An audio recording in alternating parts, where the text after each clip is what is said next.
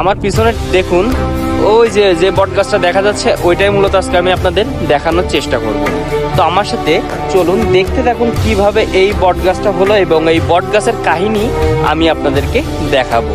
মেঠো পথ ধরে ধানের চারা, বাঁধাকপি, আলুর চাষ দেখতে দেখতে যাচ্ছি সেই বট গাছের কাছে। কিছু দূর এগোলেই দেখা মিলল বড় এই বট গাছের পাশেই রয়েছে বিশাল বড় এক দিঘি। এই দিঘিটা দেখতে যেমন সুন্দর, এই দিঘির পাড়ে গড়ে ওঠা এই ঈদগাহ ময়দানটিও দেখতে খুবই সুন্দর। সেই বট গাছের গোড়ায় আমি দাঁড়িয়ে আছি। বট গাছটা আমি রাস্তাতে আসার সময় শুনছিলাম এটি একটি ভৌতিক গাছ, কিন্তু আসলে কিছুই না, এটি একটি কুসংস্কার। এইখানে নাকি এই নোংরপুরে লোকজন নামাজ আদায় করে ঈদের 2 ঈদে নামাজ পড়ে। আসলে এই গাছের গোড়ায় একটি চমৎকার ঈদগাহ।